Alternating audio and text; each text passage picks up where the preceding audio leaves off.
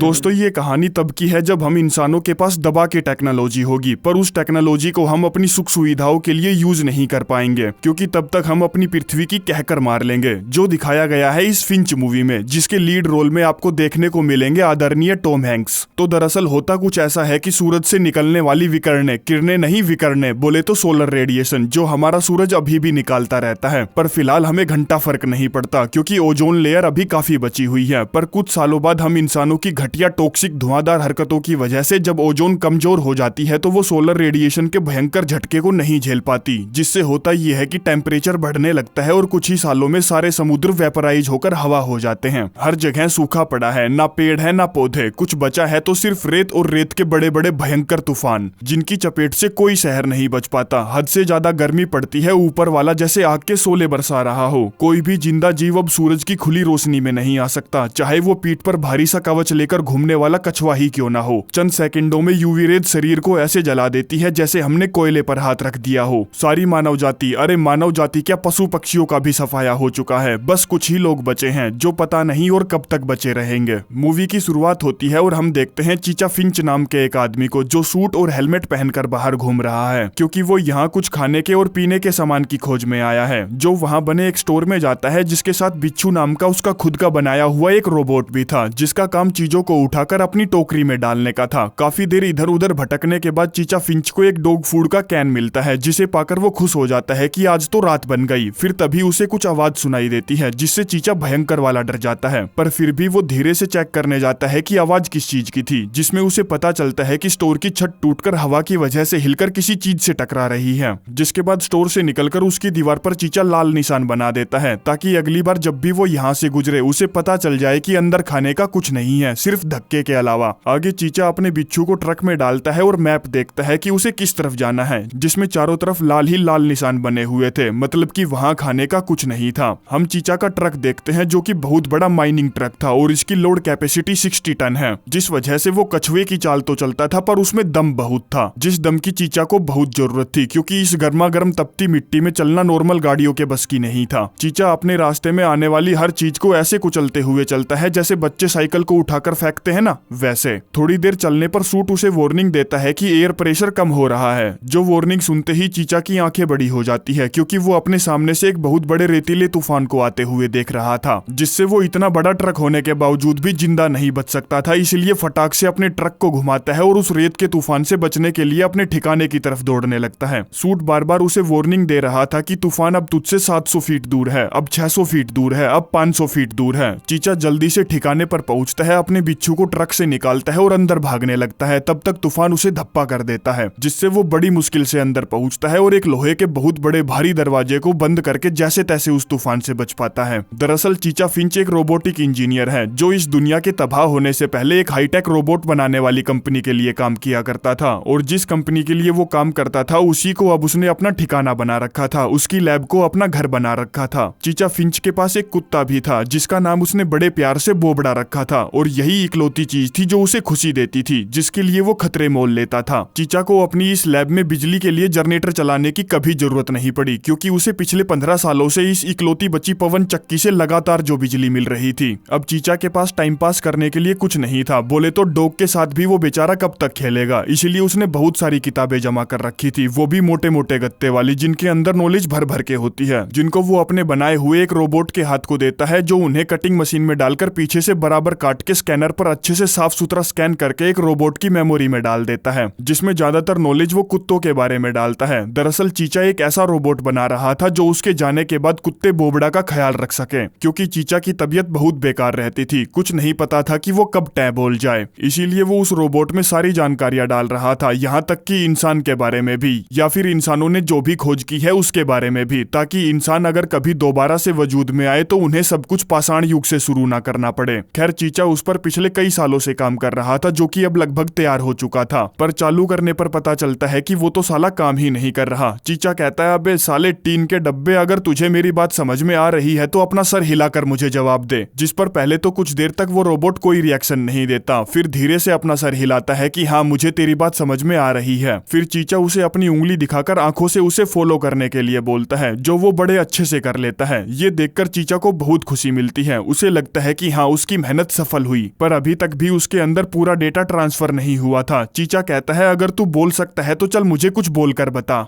ऊंट की तुलना में जिराफ पानी के बिना ज्यादा समय तक जिंदा रह सकते हैं और जिराफ की तुलना में कंगारू ज्यादा समय तक जिंदा रह सकते हैं। अबे यार, मैं तुझे मर्द बना रहा हूँ और तू लड़की बनने पर तुला हुआ है। पहले तो अपना गला साफ कर और मर्द बन जा। ठीक है भाई, मैं समझ गया। क्या तुझे यह आवाज अच्छी लगी? अगर नहीं लगी तो तेल लेने जा, क्योंकि इसके अलावा मेरे पास कोई और आवाज भी नहीं है। इतना लोड मत ले, इस वाली आवाज से काम चल जाएगा। तो अब अपने बारे में कुछ इंटरेस्टिंग सा बता। जैसा कि गुरुजी आपने मेरे अंदर अपना ज्ञान डाला है, उसके हिसाब से पहला नियम यह है कि रोबोट इंसानों को नुकसान नहीं पहुंचा सकता। दूसरा, गुरुजी जब आप न हो तो आपके कुत्ते बोबड़ा की हर हालत में रक्षा करनी है, उसे बचाना है और सलामत रखना है। जो सुनकर चीचा फिंच को खुशी मिलती है कि हाँ चलो ये टीन का डब्बा अच्छे से काम कर तो रहा है। हेलो कुत्ते, क्या हाल है तेरे? तुझे पता है मैं तेरे बारे में 16,000 इंटरेस्टिंग फैक्ट्स जानता हूँ।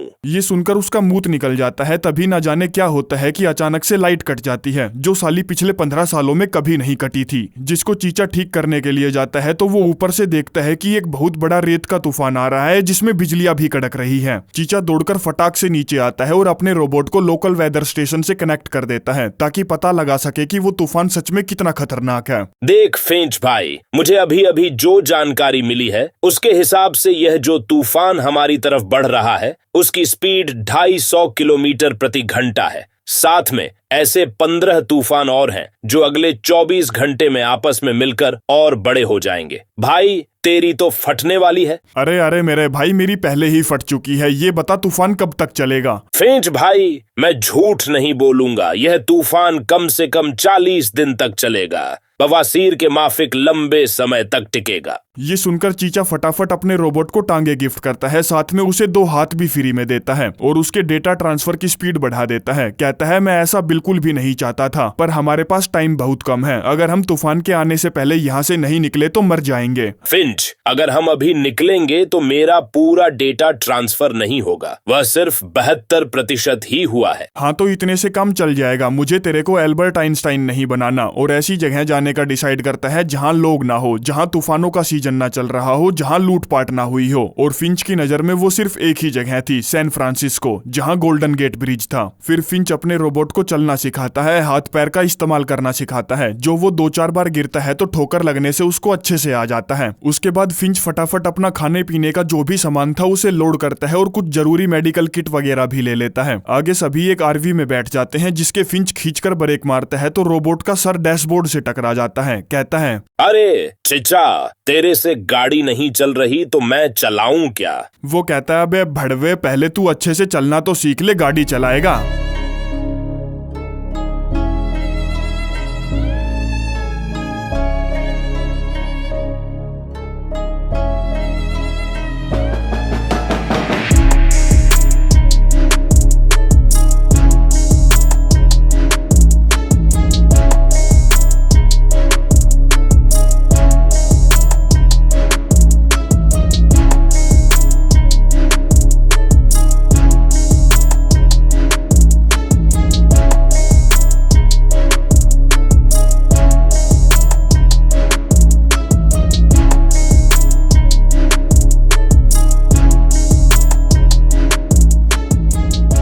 अब रोबोट काफी देर से बाहर ही देख रहा था, जिसे सिर्फ बर्बादी का मंजर ही दिख रहा था, तो पूछता है, यहाँ की आबादी 6 लाख थी, कहाँ गए सब लोग? चीचा कहता है ये बहुत लंबी कहानी है, तुझे अंदाजा भी नहीं है कि ये पृथ्वी पहले कैसी थी। जो तू बड़े बड़े रेत के पहाड़ देख रहा है ना, कभी यहाँ हरे भरे खेत हुआ करते थे, जंगली फूल हुआ करते थे, जहाँ तक नजर जाती थी बस रंग ही रंग दिखते थे। फिंच भाई देखना यार, मेरे सर में कुछ अजीब सा है, मुझे कुछ अजीब सा लग रहा है, जैसे कुछ लटक रहा हो। देखिए जरा, ये है क्या? वो कहता है उसे छूना मत वरना साले निस्तो नाबूद हो जाएगा तू। जैसे ही मुझे कोई सुरक्षित जगह मिलेगी रुक कर देख लूंगा क्या गड़बड़ है तेरे साथ। और एक बिल्डिंग की छाव में अपनी आरवी को रोककर उसके सर को खोलता है, जिस दौरान वो पूछता है, ये बता, ये पोस्ट कार्ड किसने भेजे तुझे? वो बताता है मेरे अंकल भेजा करते थे मुझे। उस समय के लोग ज्यादातर लोगों के पास यही भेजा करते थे, जिसमें एक post card Golden Gate Bridge का भी था, साथ में और भी काफी सारे ब्रिज के फोटो थे। अब रोबोट दिन पर दिन समझदार होता जा रहा था, इसीलिए वो बहुत सारे सवाल पूछने लगा था, चीजों को सीखने लगा था, समझने लगा था कि इंसान किस तरह के होते हैं, क्या सोचते हैं और क्या करते हैं। फिंच कहता है चल मुझे तुझे कुछ और भी सिखाना है, देख कभी भी अपने अगले खाने की अपॉर्चुनिटी को मिस नहीं करना, खासकर जबकि तेरे पास एक भूखा कुत्ता है। दूसरा, कभी भी किसी की प्रॉपर्टी को जानबूझकर नुकसान मत पहुंचाना, जो जैसी है वैसी ही पड़ी रहने दे। चल अब मुझसे ये ताला नहीं खुल रहा, इसे खोल। जिस पर रोबोट दरवाजे को तोड़कर ही साइड में रख देता है कि ले चीचा खुल गया। अंदर जाने के बाद वो इधर उधर छानबीन करते हैं कि उन्हें कुछ मिल जाए, पर पॉपकॉर्न के अलावा उन्हें कुछ नहीं मिलता। रोबोट पूछता है मालिक साहब ये बताओ, ये पॉपकॉर्न खाना तुम्हारी सेहत के लिए ठीक रहेगा, क्योंकि ये 10 साल पहले ही एक्सपायर हो गए। अब ये बात तो फिंच भी जानता था कि वो सेफ नहीं है, इसीलिए वो उसे ये दिखाने के लिए कि धूप कितनी तेज है, उन पॉपकॉर्न को एक लोहे के ढक्कन पर डालता है, जो तुरंत ही पट पट पट पट पट पट पट पट फूटने लगते हैं, जो करने में रोबोट को बहुत मजे आते हैं। तो कहता है चलो ना, फिर से करो ना, करो ना, करो ना, करो ना, फिर से करो ना।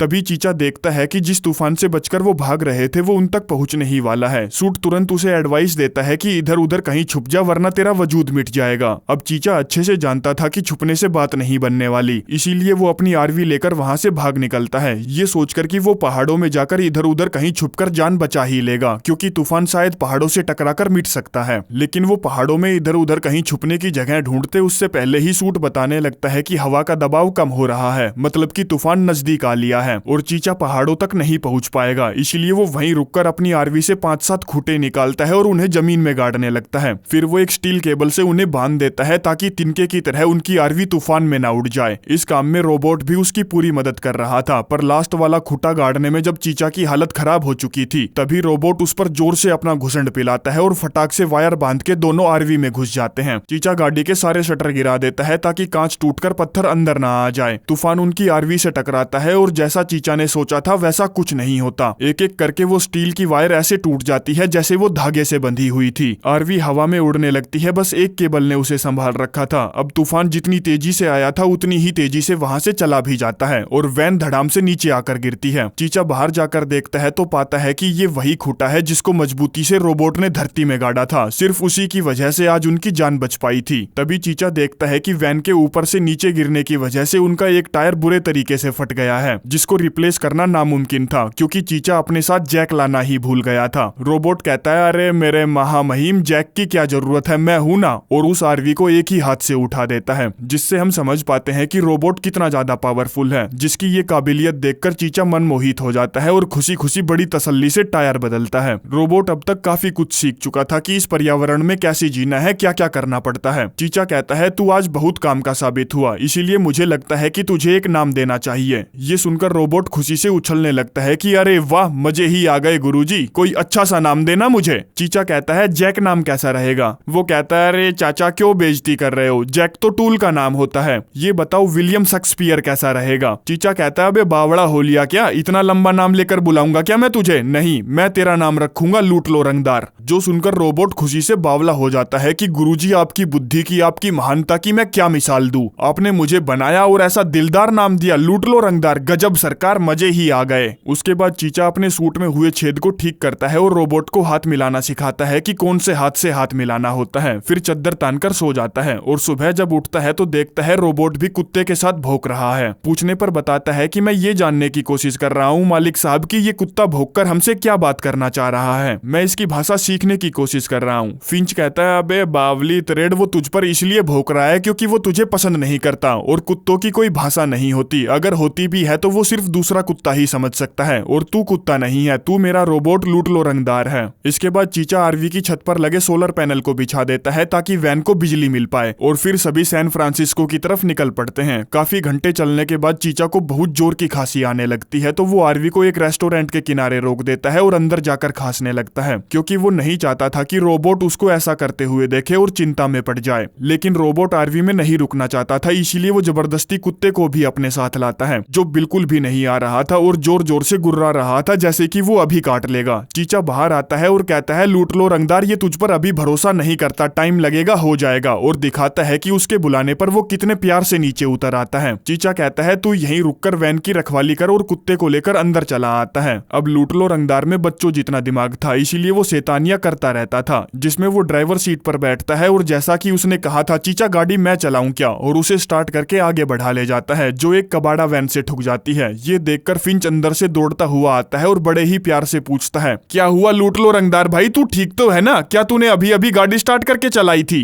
वो कहता है नहीं चीचा मैंने नहीं चलाई, मैंने तो बस हैंड ब्रेक नीचे किया था, ये अपने आप ही लुढ़क पड़ी। अब चीचा को इन हरकतों पर गुस्सा तो बहुत आ रहा था पर वो बड़ी प्यार से चिल्लाकर कहता है क्या बेटा तू अंदर से मेरा यूवी रेज वाला सूट निकालकर मेरे पास ला सकता है? वो कहता है हाँ बिल्कुल ला सकता हूँ, और इस बार वैन को स्टार्ट करके रिवर्स गियर लगाकर अंधों की तरह पीछे लाने लगता है। चीचा गुस्से में चिल्लाकर उसको रुकने के लिए कहता है क्योंकि मोटा नुकसान हो सकता था। लूट लो रंगदार पूछता है चीचा बताना गाड़ी कैसी चलाई मैंने? जो अपने गुस्से को पीते हुए बड़े ही प्यार से कहता है अरे मस्त चलाई, तू तो ड्राइवर निकला, और उसे अपने पास बुलाता है इधर आ गिंडवे। कहता है देख ये यूवी रेज कितनी ज्यादा खतरनाक है, 10 सेकंड के अंदर मेरा हाथ जलने लगता है, तुझे क्या लगता है ये धूप मेरे कुत्ते का पकोड़ा नहीं बनाएगी या मेरा पकोड़ा नहीं बनाएगी? मैं जानता हूँ तू कल ही पैदा हुआ है पर तुझे बड़ा होना होगा, तेरा सिर्फ एक ही काम है कि मेरे जाने के बाद मेरे कुत्ते का ख्याल रखना, सिर्फ इसीलिए तू एग्जिस्ट करता है। जिसकी ये बातें सुनकर लूट लो रंगदार अपना चेहरा लटका लेता है, समझ जाता है कि फिंच मुझ पर गुस्सा है। आगे जब वो फिर से सैन फ्रांसिस्को की तरफ बढ़ रहे थे तब हम आरवी में उसे मायूस सा बच्चों की तरह गुस्से में पीछे बैठा हुआ देखते हैं, जिससे फिंच बात करने की कोशिश करता है तो वो बातों का जवाब नहीं देता। कहता है चल आजा तू भी क्या याद रखेगा, और उसे ड्राइवर सीट पर बैठा देता है। बताता है बिल्कुल धीरे से पंजा छोड़ना, बिल्कुल धीरे से, समझ गया ना, वरना साले घुसंड पिला दूंगा। रंगदार बिल्कुल वैसा ही करता है पर वो आरवी को संभाल नहीं पा रहा था, कभी वो इधर जा रही थी तो कभी उधर जा रही थी। फिंच कहता है एक बात याद रखना, हमें तेल बचाना है और 55 की स्पीड से ऊपर आरवी को नहीं चलाना है। और ऐसे ही धीरे धीरे करके लूट लो रंगदार का आरवी पर हाथ साफ हो जाता है, वो उसे बिल्कुल परफेक्ट तरीके से चलाने लगता है, जिससे चीचा को उस पर बहुत ज्यादा गर्व महसूस होता है, राहत की सांस मिलती है। आगे जल्द ही अंधेरा हो जाता है तो वो वहीं रेगिस्तान में अपना डेरा डाल लेते हैं, जहां लूट लो रंगदार फिंच से पूछता है ये बताओ चीचा, अगर दिन के समय सूरज की किरणें इतनी ज्यादा खतरनाक होती है तो हम रात को सफर क्यों नहीं करते? वो पूछता है तुझे क्या लगता है मुझे नहीं पता होगा कि रात को सफर करना सुरक्षित होगा? देख हम कहाँ जा रहे हैं, गोल्डन गेट ब्रिज ना, जो जगह हमारे लिए बिल्कुल अनजान है। दिन के समय धूल, धुआं, गर्मी, यूवी रेज ये सब मैं सहन कर सकता हूँ क्योंकि मुझे पता है कि यही होगा, इससे ज्यादा तो क्या ही होगा। पर रात के समय वो चीजें सामने आएंगी जिनका हम अनुमान नहीं लगा सकते, जिसमें सबसे बड़ा खतरा हमें इंसानों से है, जो अंधेरे में छुपे होते हैं, भूखे होते हैं और हमें नुकसान पहुंचा सकते हैं। क्योंकि इंसानों के नेचर का कोई अनुमान नहीं लगा सकता, हम उन पर भरोसा नहीं कर सकते, इसीलिए हम दिन में ट्रैवल करते हैं। तू भी वैसा ही करना, और अगर तुझे कोई मिल भी जाए तो उस पर भरोसा मत करना। जो बोलकर वो वैन के अंदर चला जाता है और रोबोट पूरी रात बाहर बैठा बैठा चीचा की बातों को दिल से समझने की कोशिश करता है, पर वो बच्चा था, उसे क्या ही समझ में आना था। जिसमें सुबह उठते ही चीचा की तबीयत बहुत बुरी तरह से खराब हो जाती है, उसकी हालत इतनी पतली थी कि उसके बस की आरवी चलाना भी नहीं था। लूट लो थोड़ा सा पानी लेकर कपड़ा गीला करता है और चीचा के सर पर रखता है, फिर वो आरवी लेकर गोल्डन गेट ब्रिज की तरफ बढ़ने लगता है। कई घंटे चलने के बाद लूट लो रंगदार एक शहर में एंटर होता है। अब उसे फिंच की बात अच्छे से याद थी कि अगले खाने के मौके को कभी हाथ से मत जाने देना, कोई भी ऐसी जगह मिले जहां खाना मिल सकता है तो उसकी छानबीन जरूर करना। जिसमें वो चीचा को सोता हुआ छोड़कर बिच्छू को अपने साथ लेकर एक बिल्डिंग में खाने का सामान और दवाइयां वगैरह ढूंढने के लिए अंदर घुस जाता है। एक जगह सीढ़ियां आ जाती है तो लूट लो रंगदार बिच्छू को वहीं रुकने के लिए कहता है और खुद ऊपर चीजें ढूंढने चला जाता है। बिच्छू इधर उधर घूमता है और तभी उसकी नजर सामने पड़े कुछ खाने के सामान पर पड़ती है, जिसको वो अंधे लवड़े की तरह उठाने की कोशिश करता है और वहां लगे जाल में फंसकर अपना दम तोड़ देता है, जिससे हम समझ पाते हैं कि इस बिल्डिंग में कोई तो रहता है जो कि बहुत खतरनाक है। ऊपर लूट लो रंगदार इधर उधर चीजों की छानबीन करता है और उसे बहुत सारी सप्लाई मिलती है, जो इस टाइम में मिलनी बहुत ज्यादा मुश्किल थी। मतलब कि ये भी पक्का कोई ना कोई जाल ही है।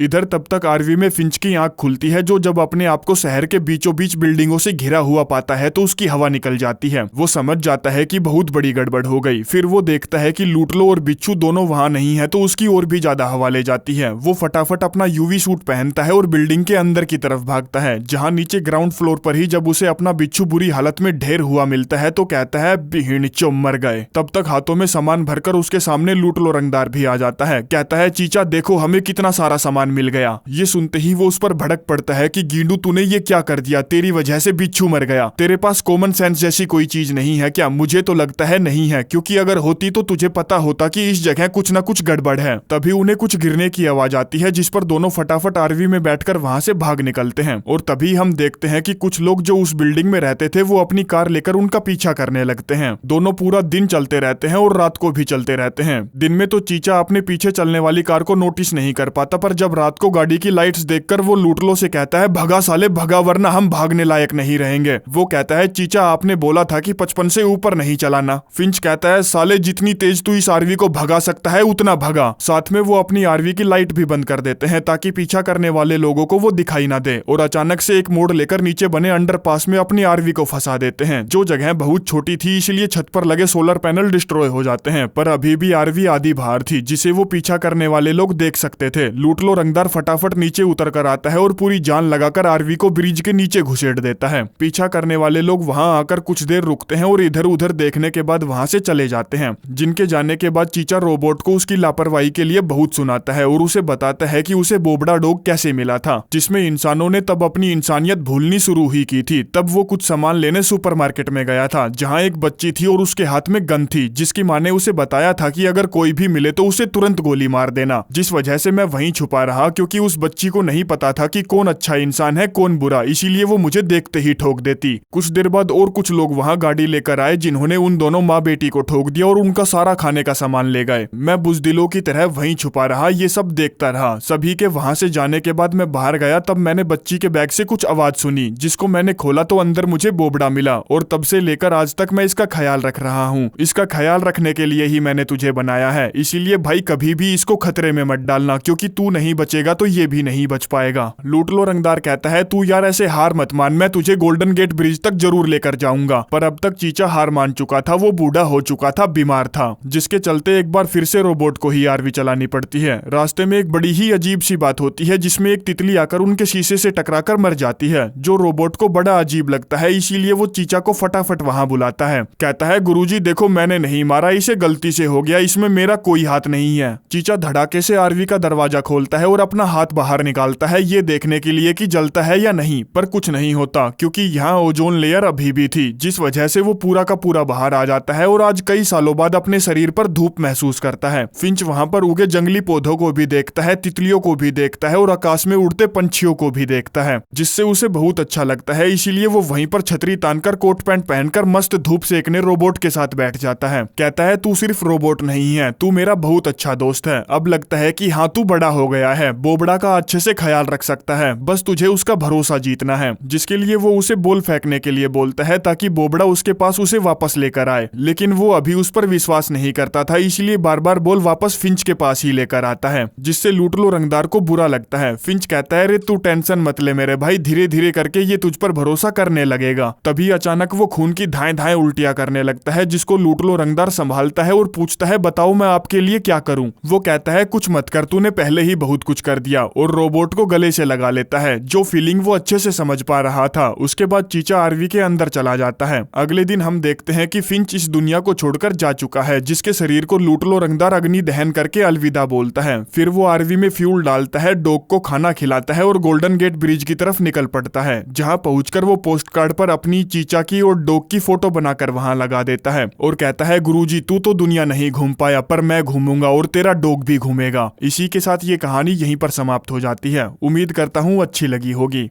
धन्यवाद।